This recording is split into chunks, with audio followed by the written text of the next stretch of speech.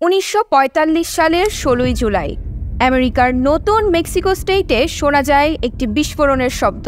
কিন্তু এটি কোনো সাধারণ বিস্ফোরণ ছিল না, এটি ছিল পৃথিবীর প্রথম পারমাণবিক বোমার টেস্ট। এই পারমাণবিক বোমার কোড নেম দেওয়া হয় ট্রিনিটি। ট্রিনিটি টেস্টের এই বোমাটি এতই শক্তিশালী ছিল যে এর বিস্ফোরণ স্থলের তাপমাত্রা সূর্যপৃষ্ঠের তাপমাত্রার চেয়ে 10,000 গুণ বেশি ছিল। এর তীব্রতা ছিল 20,000 টন টিএনটি বিস্ফোরকের সমতুল্য এবং এই সম্পূর্ণ প্রজেক্টটির নেতৃত্বে ছিলেন বিজ্ঞানী জে রবার্ট ওপেনহাইমার। তাকে বলা হয় the father of atomic bomb.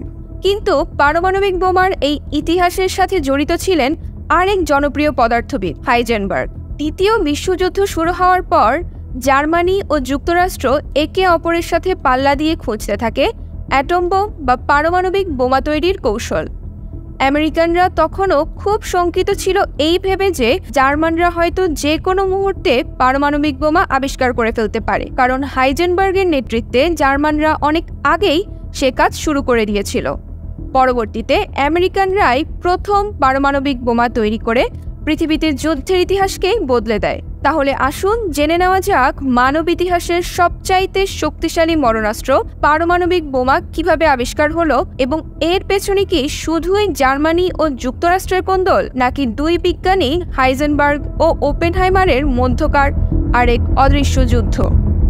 প্রথম বিশ্বযুদ্ধের পর থেকেই জার্মানির তরুণ বিজ্ঞানী হাইজেনবার্গ পদার্থবিজ্ঞানের নতুন শাখা কোয়ান্টাম ফিজিক্স নিয়ে কাজ শুরু করেন। 1925 সালে হাইজেনবার্গ একটি পরমাণুর ভিতরকার ক্ষুদ্রকণা ইলেকট্রন, প্রোটন ও নিউট্রনের আচরণ সম্পর্কে গবেষণামূলক একটি প্রবন্ধ প্রকাশ করেন। তার এ তত্ত্ব হাইজেনবার্গস আনসার্টেইনটি প্রিন্সিপাল নামে পরিচিত। 1932 সালে মাত্র 31 বছর বয়সে কোয়ান্টাম মেকানিক্সের বিশেষ অবদানের জন্য হাইজেনবার্গ পদার্থবিদ্যায় নোবেল পুরস্কার লাভ করেন। ঠিক একই সময়ে জার্মানির রাষ্ট্রীয় অবস্থায় আবির্ভূত হচ্ছিল এক নতুন শক্তি, যার নাম ন্যাশনাল সোশ্যালিস্ট পার্টি বা নাৎসি বাহিনী। অন্যদিকে হাইজেনবার্গের গবেষণা জার্মানি থেকে 5,000 মাইল দূরে আমেরিকান আরেক তাত্ত্বিক পদার্থবিদ রবার্ট ওপেনহাইমারকে ভীষণভাবে অনুপ্রাণিত করে। 1939 সালে জার্মান বিজ্ঞানীদের একটি দল ইউরেনিয়ামের একটি পরমাণুকে বিভক্ত করে কোয়ান্টাম পদার্থবিদ্যার তত্ত্বকে বাস্তবে রূপ দিতে সমর্থ হয়। নতুন ধরনের এই পারমাণবিক বিক্রিয়ায় রাসায়নিক বিক্রিয়ার চেয়ে 5 কোটি গুণ বেশি শক্তি উৎপাদন করা সম্ভব হতো। ততদিন পর্যন্ত পারমাণবিক বোমা একটি তাত্ত্বিক বিষয় থাকলেও এই পরীক্ষার পরই হাইজেনবার্গ ও ওপেনহাইমার দুজনই বুঝতে পারেন পারমাণবিক বোমা খুব শীঘ্রই বাস্তবে রূপ নিতে চলেছে। সে বছর ডিসেম্বর মাসে হাইজেনবার্গ রেডিও অ্যাক্টিভ মৌল থেকে প্রাপ্ত শক্তি কাজে লাগিয়ে অ্যাটম বোমা তৈরির প্রস্তাব দেন নাৎসি বাহিনীকে। নাৎসিরা চাচ্ছিল অতি দ্রুত ইউরোপ দখল করে নিতে এবং সেই পরিকল্পনার অংশ হিসেবেই চলতে থাকে ভয়ঙ্কর অ্যাটম বোমা তৈরির কাজ। নাৎসিরা তাদের যুদ্ধের জন্য অ্যাটম বোমাকে অত্যন্ত গুরুত্বপূর্ণ ও সম্ভাবনাময় মনে করত। হাইজেনবার্গও নাৎসিদের প্রত্যাশা পূরণের উদ্দেশ্যে জার্মানিতে তার পরীক্ষাগারে নিরলস কাজ করে যান। কিন্তু অন্যদিকে আমেরিকাতে পারমাণবিক রহস্য উন্মোচনের কাজ বলতে গেলে তখনও শুরুই হয়নি। ঠিক এমন সময়ে পৃথিবীর শ্রেষ্ঠ পদার্থবিদ অ্যালবার্ট আইনস্টাইন আমেরিকার তৎকালীন প্রেসিডেন্ট রোজভেল্টকে চিঠি লিখে জানান জার্মানরা এক সুপার উইপেন তৈরি করছে, যা নিমিষেই একটি শহরকে ধুলোয় মিশিয়ে দেওয়ার ক্ষমতা রাখে। আইনস্টাইনের সেই ইতিহাস বদলকারী চিঠি রোজভেল্ট অত্যন্ত গুরুত্বের সাথে নেন। সাথে সাথেই শুরু হয়ে যায় আমেরিকানদের পাল্টা গবেষণা এবং তার দায়িত্ব দেওয়া হয় ওপেনহাইমারকে। অন্যদিকে জার্মানিতে হাইজেনবার্গও একই কাজে ওপেনহাইমারের থেকে 1 বছর এগিয়েছিলেন। 1941 সালের আগে একটিমাত্র পরমাণুর ভাঙ্গন সম্ভব হলেও একসাথে লক্ষ লক্ষ পরমাণুর ভাঙ্গন তখনও সম্ভব হয়নি। একসাথে ভাঙ্গা সম্ভব হলে যে পরিমাণ বিপুল শক্তি পাওয়া যাবে সেটি দিয়েই তৈরি হবে অ্যাটম বোমা। 1943 সালের মার্চে আমেরিকার নিউ মেক্সিকো অঙ্গরাজ্যের লস আলামোস শহরে তৎকালীন সময়ের সেরা বিজ্ঞানীদের নিয়ে ওপেনহাইমার তার কাজ শুরু করেন।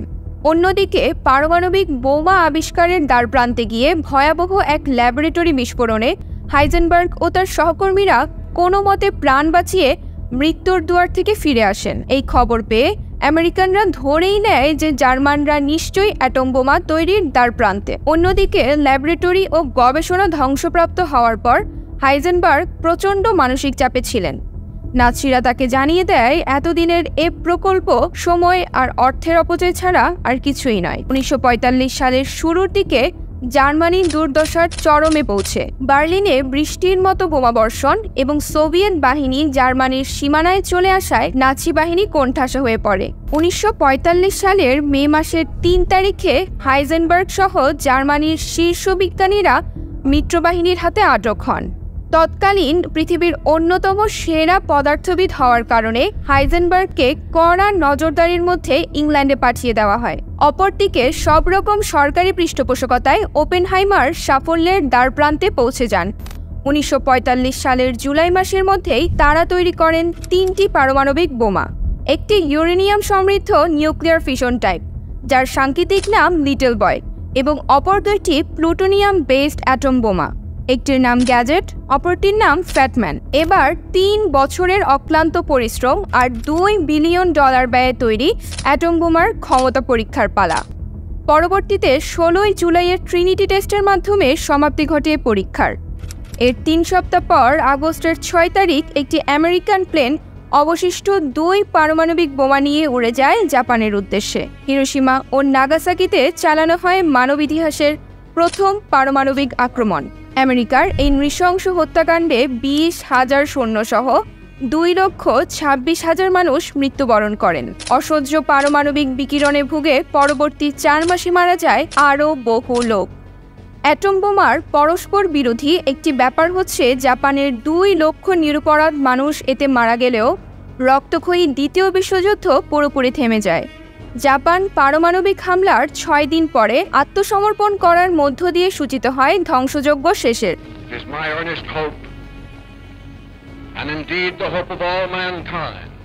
হাইজেনবার্গ ও ওপেনহাইমার দুজনই এই মর্মান্তিক হত্যাকাণ্ডের জন্য দায়ী এবং একই সাথে চরম অমানবিক যুদ্ধ বন্ধ করার কাণ্ডারি হিসেবেও তারা সফল।